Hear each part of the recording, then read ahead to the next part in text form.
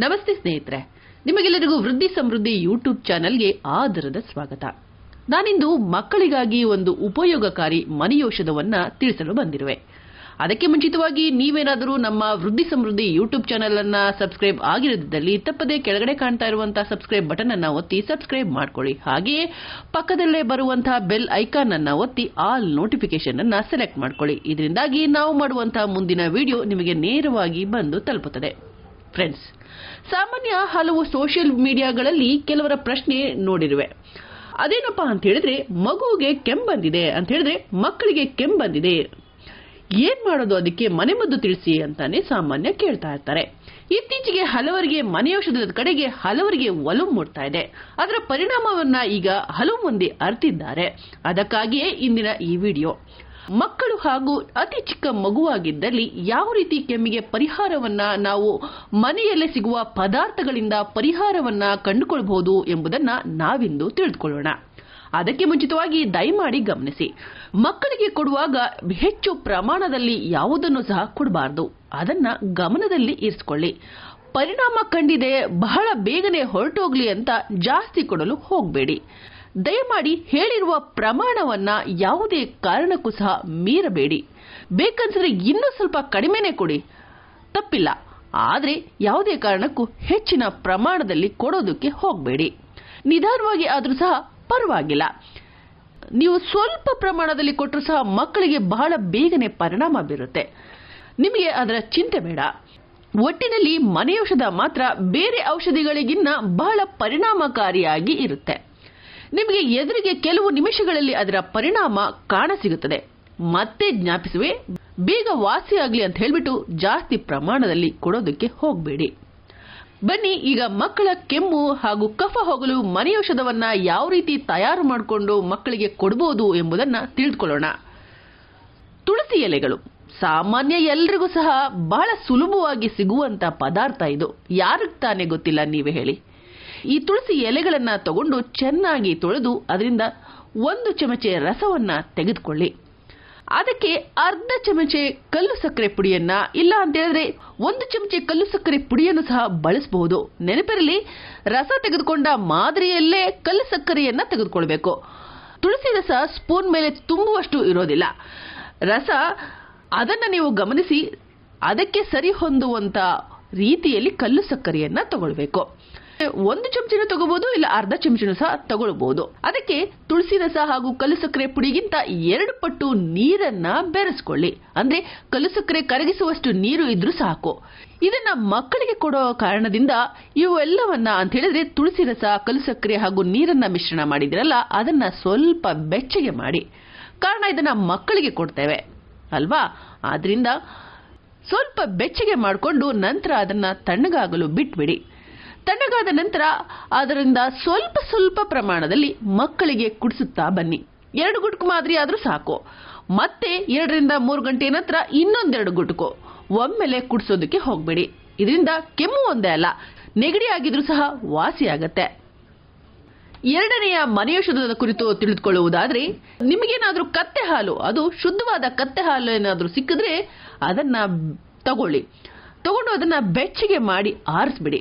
ಆರಿಸಿದ ನಂತರ 1 ಚಮಚೆ ಕತ್ತೆ ಹಾಲನ್ನ ದಿನಕ್ಕೆ 1 ಬಾರಿ ಮಾತ್ರ ಕುಡಿಸಿದ್ರೆ ಎಳೆ ಮಕ್ಕಳು ಅಂತ ಹೇಳಿದ್ರೆ ಪುಟ್ಟ ಮಕ್ಕಳ ಕೆಮ್ಮು ಗುಣವಾಗುತ್ತೆ.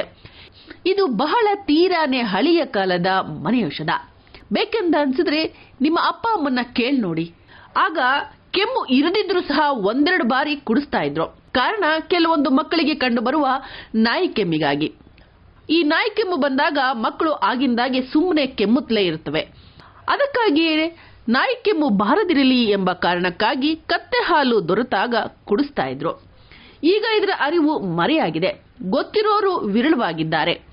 ಒಮ್ಮೆ ಸಹ ಕುಡಿಸಿದ್ರು ಬಾರದು ಈ ನಾಯಿ ಕೆಮ್ಮು. ಹೇಗಿದೆ ನೋಡಿ ಇದರ ಪರಿಣಾಮ. ಇಂತಹ ಪರಿಣಾಮಕಾರಿಯಾದ ಔಷಧಿಯನ್ನ ಆಧುನಿಕತೆ ಮರೆ ಮಾಡಿದೆ ಅಲ್ವಾ.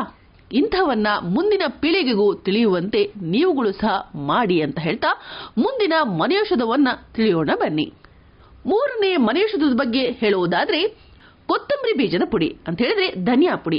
ಇದು ಸಹ ಎಲ್ಲರ ಮನೆಯಲ್ಲಿ ಸುಲಭವಾಗಿ ಸಿಗುವ ಸಾಂಬಾರ ಪದಾರ್ಥ ಅಲ್ವಾ.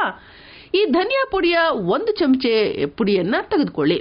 ಹಾಗೆಯೇ 1 ಚಮಚೆ ಸಕ್ಕರೆಯನ್ನ ತೆಗೆದುಕೊಳ್ಳಿ. ಇದ್ಯಾವುದಕ್ಕೂ ನೀವು ಹೊರಗಡೆ ಹೋಗೋ ಅವಶ್ಯಕತೆನೇ ಇರೋಲ್ಲ ಅಲ್ವಾ, ಎಲ್ಲ ಸಾಮಾನ್ಯ ಎಲ್ಲರ ಮನೆಯಲ್ಲೂ ಇರುವಂತಹ ಪದಾರ್ಥವೇ. ಈ ಸಕ್ಕರೆ ಹಾಗೂ ಧನಿಯಾ ಪುಡಿಗೆ ಅಂದ್ರೆ ಹೇಳಿದ್ರೆ ಕೊತ್ತಂಬರಿ ಬೀಜದ ಪುಡಿಗೆ ಅಕ್ಕಿಯನ್ನ ತೊಳೆದ ನೀರನ್ನ ಅಂತ ಹೇಳಿದ್ರೆ ತೀರಾ ಕಲ್ಮಶವಾದ ನೀರು ಬೇಡ. ಈಗ ಅನ್ನ ಅಲಸದೇ ಇರಲಿ ಅನ್ನೋದಕ್ಕೆ ಪುಡಿ ಮಿಶ್ರಣ ಮಾಡಿರ್ತಾರೆ ಅಕ್ಕಿಯೊಳಗೆ. ಅದಕ್ಕಾಗಿ 3ನೇ ಬಾರಿ ಚೆನ್ನಾಗಿ ಹಿಚುಕಿ ತೊಳೆದ ನೀರನ್ನ ಬಳಸಿ. ಎಲ್ಲ ಅಂಶ ದೊರೆಯದಿದ್ರೂ ಪರವಾಗಿಲ್ಲ. ನೀವೇ ಮಾಡಿಸಿಕೊಂಡಂತ ಅಕ್ಕಿಯಾಗಿದ್ದಲ್ಲಿ ಮೊದಲನೇ ನೀರನ್ನೇ ಬಳಸಬಹುದು. ಆದ್ರೆ ಅಂಗಡಿಯಿಂದ ತಂದಂತಹ ಅಕ್ಕಿಗಳಿಗೆ ಮಾತ್ರ ಮೇಲೆ ತಿಳಿಸಿದ ಮಾದರಿ ಬಳಸಿ. ಇದನ್ನ ಯಾವ ರೀತಿ ತಯಾರಿಸ್ಕೋಬೇಕು ಅಂತ ಹೇಳಿದ್ರೆ 1 ಚಮಚೆ ಧನಿಯಾ ಪುಡಿ ಹಾಗೂ 1 ಚಮಚೆ ಸಕ್ಕರೆಯನ್ನ ತಗೊಂಡು ಅದಕ್ಕೆ ಅಕ್ಕಿ ತೊಳೆದ ನೀರನ್ನ ಸ್ವಲ್ಪ ಬೆರೆಸ್ಕೊಂಡು ಚೆನ್ನಾಗಿ ಅರಿಬೇಕು. ಅರ್ಧಾಗ ಇವೆರಡರ ಮಿಶ್ರಣದಿಂದ ಪೇಸ್ಟ್ ತಯಾರಾಗುತ್ತೆ. ಆ ಪೇಸ್ಟ್ ನಂತೆ ಆದ ನಂತರ ಸ್ವಲ್ಪ ಅಕ್ಕಿ ತೊಳೆದ ನೀರನ್ನ ಜಾಸ್ತಿ ಬೆರೆಸ್ಕೊಳ್ಳಿ. ಆ ನಂತರ ಇವೆರಡನ್ನ ಮಸ್ಲಿನ್ ಬಟ್ಟೆ ಅಂತ ಹೇಳಿದ್ರೆ ತೆಳುವಾದ ಬಟ್ಟೆ ಇಲ್ಲವೇ ಕಾಫಿ ಸೋಸುವ ಫಿಲ್ಟರ್ ಬಳಸಿ ಮಿಶ್ರಣವನ್ನ ಶೋಧಿಸಿಕೊಳ್ಳಿ. ಇದಕ್ಕೆ ನೀವು ಟೀ ಫಿಲ್ಟರ್ನ ಬಳಸಬೇಡಿ, ಅದು ಸ್ವಲ್ಪ ಅದರ ತೂತು ಅಗಲವಾಗಿ ಇರುತ್ತೆ. ಆದ್ರಿಂದ ನೀವು ಆದಷ್ಟು ಕಾಫಿ ಸೋಸುವ ಫಿಲ್ಟರ್ ಅನ್ನ ಬಳಸ್ಕೊಳ್ಳಿ. ಇಲ್ಲ ಅಂತ ಹೇಳಿದ್ರೆ ಮಸ್ಲಿನ್ ಕ್ಲಾತ್ ನ ಬಳಸ್ಕೊಂಡ್ರೆ ಆಯ್ತು. ಶೋಧಿಸಿಕೊಂಡಂತಹ ಈ ಮಿಶ್ರಣದ ನೀರನ್ನ ಮಕ್ಕಳಿಗೆ ಕುಡಿಸಿ. ಈ ಮಿಶ್ರಣದ ನೀರನ್ನ ಕುಡಿಯೋದ್ರಿಂದ ಮಕ್ಕಳಲ್ಲಿ ಬರುವ ದಮ್ಮು ಹಾಗೂ ಕೆಮ್ಮು ಎರಡೂ ಸಹ ನಿವಾರಣೆ ಆಗತ್ತೆ. 4ನೆಯ ಮನೆಯೌಷಧದ ಬಗ್ಗೆ ನೋಡೋದಾದ್ರೆ, ತುಂಬಾ ಚಿಕ್ಕ ಮಗು ಆಗಿದೆ, ಅದಕ್ಕೆ ಕೆಮ್ಮು ಬರ್ತಾ ಇದೆ, ಏನ್ ಮಾಡ್ಲಿ, ತುಂಬಾ ಎಳೆ ಮಗು ಅನ್ನೋದು ಸಹ ಕೆಲವರ ಪ್ರಶ್ನೆ ಆಗಿರುತ್ತೆ. ತುಂಬಾ ಚಿಕ್ಕ ಮಗುವಾಗಿದ್ದಲ್ಲಿ ಅವು ಎದೆ ಹಾಲನ್ನ ಕುಡಿತಾ ಇರ್ತವೆ. ಅಂತಹ ಮಕ್ಕಳಿಗೆ ಕೆಮ್ಮು ಇದೆ ಅನ್ನುವ ಪ್ರಶ್ನೆಯಾಗಿದ್ದಲ್ಲಿ ಅದಕ್ಕಾಗಿಯೇ ಮನೆ ಔಷಧ ಇದು. ಅದು ಹೇಗೆ ಅಂತ ಹೇಳಿದ್ರೆ, ನಿಮಗೆ ಗ್ರಂಥಿಗೆ ಅಂಗಡಿಗಳಲ್ಲಿ ಹಿಪ್ಪಲಿ ಸಿಗತ್ತೆ, ಅಲ್ಲಿಂದ ಹಿಪ್ಪಲಿಯನ್ನ ತೆಗೆದುಕೊಳ್ಳಿ.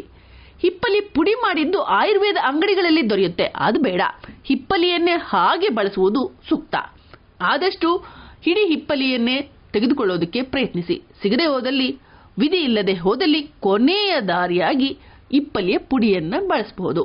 ಇದರಿಂದ ಯಾವ ರೀತಿ ಔಷಧಿಯನ್ನ ಕೆಮ್ಮಿಗೆ ಬಳಸಬಹುದು ಅಂತ ನೋಡೋದಾದ್ರೆ, ಈ ರೀತಿಯ ಹಿಪ್ಪಲಿಯನ್ನ ತಗೊಂಡು ಅದನ್ನ ಜೇನುತುಪ್ಪ ಬಳಸಿಕೊಂಡು ಕಲ್ಲಿನ ಮೇಲೆ ಅರೆಯಿರಿ. ಅದು ಅರ್ದಾಗ ಸ್ವಲ್ಪವೇ ಸ್ವಲ್ಪ ಅರ್ಧರೆ ಸಾಕು. ಅದನ್ನ ಅರ್ದಾಗ ನಿಮಗೆ ಗಂಧದಂತಹ ಅಂಶ ಬರುತ್ತೆ. ಆ ಗಂಧವನ್ನ ಬೆರಳಿನಿಂದ ಅದ್ದುಕೊಂಡು ಹಾಲುಣಿಸುವ ಸ್ತನಕ್ಕೆ ಅಂತ ಹೇಳಿದ್ರೆ ಮೊಲೆ ತೊಟ್ಟಿಗೆ ಲೇಪಿಸಿದ ನಂತರ ಆ ಮಗುವಿಗೆ ಹಾಲನ್ನ ಕುಡಿಸಿ. ಈ ರೀತಿ ಮಾಡೋದ್ರಿಂದ ಚಿಕ್ಕ ಮಕ್ಕಳ ಕೆಮ್ಮು ನಿವಾರಣೆ ಆಗತ್ತೆ. ಈ ರೀತಿ ಲೇಪಿಸಿ ಮೊಲೆ ಹಾಲನ್ನ ಉಣಿಸುವುದರಿಂದ ಮಗು ಹಾಲನ್ನ ಕುಡಿಯುವಾಗ ನಿಧಾನವಾಗಿ ಅದರ ಅಂಶ ಹಾಲಿನೊಂದಿಗೆ ಬೆರೆತು ಮಗುವಿನ ಕೆಮ್ಮು ನಿವಾರಣೆ ಆಗತ್ತೆ. ಜ್ಞಾಪಕ ಇರಲಿ, ಕೆಮ್ಮು ಕಮ್ಮಿ ಆಯ್ತು ಅಂತ ಹೇಳ್ಬಿಟ್ಟು ಪುಸಕ್ ಅಂತ ಮತ್ತೆ ಕುಡಿಸೋದಕ್ಕೆ ಹೋಗಬೇಡಿ. ಪೂರ್ತಿ ಹೊರಟು ಹೋಗ್ಲಿ ಅನ್ನೋದು ಎಲ್ರಿಗೂ ಮನಸ್ಸಿರುತ್ತೆ, ಆದ್ರೆ ಅದಕ್ಕೂ ಸಹ ಕೆಲವೊಂದಷ್ಟು ಗಂಟೆಗಳು ನೀವು ಕಾಯಬೇಕು. ತಕ್ಷಣ ಮತ್ತೆ ಕೊಡೋದಕ್ಕೆ ಹೋಗಬೇಡಿ. ಮತ್ತೆ ಈ ರೀತಿ ಕುಡಿಸೋದಕ್ಕೆ ಸುಮಾರು 3 ಗಂಟೆ ಅಥವಾ 4 ಗಂಟೆಯ ನಂತರವಷ್ಟೇ ಈ ರೀತಿ ತಯಾರಿಸಿಕೊಂಡು ಮತ್ತೆ ಸವರಿ ಹಾಲುಣಿಸಿ. ಹೆಚ್ಚು ಪ್ರಮಾಣದಲ್ಲಿ ಸಹ ಸವರಬಾರದು, ಕೇವಲ ಚಿಟಿಕೆ ಒಮ್ಮೆ ಅದ್ದಿ ಸವರಿದ್ರೆ ಸಾಕು. ಮಗುವಿನ ಕೆಮ್ಮು ಮೊದಲ ಬಾರಿಯಲ್ಲೇ ಎಷ್ಟೋ ನಿಂತು ಹೋಗಿರುತ್ತೆ. 2-3 ಬಾರಿ ಬಳಸುವುದರಲ್ಲೇ ಸಂಪೂರ್ಣವಾಗಿ ಕೆಮ್ಮು ಹೊರಟು ಹೋಗಿರುತ್ತೆ. ಬಳಸಿ ನೋಡಿ. ಎಲ್ಲದಕ್ಕೂ ಸಹ ಸಿರಪ್ ಅಂತೆ ಅದಂತೆ ಇದಂತೆ ಅಂತ ಬೆಳೆಯುವಾಗಲೇ ಔಷಧಿಮಯ ಮಾಡೋದಕ್ಕೆ ಹೋಗಬೇಡಿ. ಆರೋಗ್ಯಯುತವಾಗಿ ಮಗುವನ್ನ ಬೆಳೆಸೋದಕ್ಕೆ ಮುಂದಾಗಿ ಸೈಡ್ ಎಫೆಕ್ಟ್ಸ್ ಇಲ್ಲದಂತೆ ಬೆಳೆಸುವ ಈ ವಿಧಾನದ ಬಗ್ಗೆ ಆದಷ್ಟು ಗಮನ ಹರಿಸಿ. ಮತ್ತೆ ನಾನು ನಿಮಗೆ ಒತ್ತಿ ಹೇಳ್ತಾ ಇದ್ದೀನಿ, ಹಳೆಯ ಪದ್ಧತಿಯನ್ನ ಅಲ್ಲಗಳೆಯದೆ ಅರಿತು ಬಳಸಲು ಮುಂದಾಗಿ. 5ನೇ ಮನೆಯೌಷಧದ ಬಗ್ಗೆ ಹೇಳುವುದಾದ್ರೆ ಲವಂಗ. ಇದು ಸಹ ಎಲ್ಲರ ಮನೆಯಲ್ಲಿ ಸಿಗುವಂತಹ ಸಾಂಬಾರ ಪದಾರ್ಥ. ಈ ಲವಂಗವನ್ನ ತೆಗೆದುಕೊಂಡು ಅದಕ್ಕೆ ಸಕ್ಕರೆಯನ್ನ ಸೇರಿಸಿ ಕುಟ್ಟಿ ಪುಡಿ ಮಾಡಿಕೊಳ್ಳಿ. ನಂತರ ಅದಕ್ಕೆ ಜೇನುತುಪ್ಪವನ್ನ ಹಾಕಿ ಬೆರೆಸ್ಕೊಳ್ಳಿ. ಈ ರೀತಿ ತಯಾರಿಸಿಕೊಂಡಂತಹ ಮಿಶ್ರಣವನ್ನ ಮಕ್ಕಳಿಗೆ ನೆಕ್ಸಿ. ಈ ರೀತಿ ನೆಕ್ಸೋದ್ರಿಂದ ಮಕ್ಕಳಿಗೆ ಬಂದಂತಹ ಕೆಮ್ಮು ನಿವಾರಣೆ ಆಗುತ್ತೆ. ನೋಡಿ, ಎಷ್ಟು ಸುಲಭವಾದ ಮನೆಯೌಷಧಗಳಲ್ವಾ. ಮನೆಯಲ್ಲೇ ಸಿಗುವಂತಹ ಎಷ್ಟೋ ಪದಾರ್ಥಗಳಿಂದ ಹಲವು ಸಮಸ್ಯೆಗಳಿಗೆ ನಾವು ಪರಿಹಾರವನ್ನ ಕಂಡುಕೊಳ್ಬಹುದು. ಅದರ ಬಗ್ಗೆ ಅರಿವು ನಮಗಿರಬೇಕು ಅಷ್ಟೇ. ಬೇಕು ಅಂತ ಹೇಳಿ ಇಂಗ್ಲಿಷ್ ಔಷಧಿಗೆ ಮೊರೆ ಹೋದ ನಮಗೆ ಆಯುರ್ವೇದದ ಬಗ್ಗೆ ಅರಿವು ಕಡಿಮೆಯಾಗಿದ್ದರ ಕಾರಣ ನಾವು ನಮ್ಮ ಆರೋಗ್ಯವನ್ನ ನಮಗೆ ಗೊತ್ತಿಲ್ಲದೆ ಕೆಡಿಸ್ಕೊಳ್ತಾ ಹೋಗ್ತಾ ಇದೀವಿ. ಈಗಲಾದ್ರೂ ಎಚ್ಚೆತ್ಕೊಂಡು ನಮ್ಮ ಆರೋಗ್ಯವನ್ನ ನಮ್ಮ ಕೈಯಲ್ಲೇ ಇರಿಸಿಕೊಳ್ಳೋಣ ಅಂತ ಹೇಳ್ತಾ, ನಾನಿಂದು ತಿಳಿಸಿರುವಂತಹ ಯಾವುದಾದ್ರೂ ಒಂದು ಔಷಧಿಯನ್ನ ಬಳಸಿ ಮಕ್ಕಳ ಕೆಮ್ಮನ್ನ ನಿವಾರಿಸಿಕೊಳ್ಳಿ ಅಂತ ಹೇಳ್ತಾ, ನಾನು ಮತ್ತೊಂದು ಉಪಯೋಗಕಾರಿ ವಿಷಯದೊಂದಿಗೆ ನಿಮ್ಮನ್ನ ಭೇಟಿಯಾಗ್ತೀನಿ. ಇದುವೇ ವೃದ್ಧಿ ಸಮೃದ್ಧಿ, ನಮ್ಮ ಆರೋಗ್ಯದ ಕೈಗನ್ನಡಿ.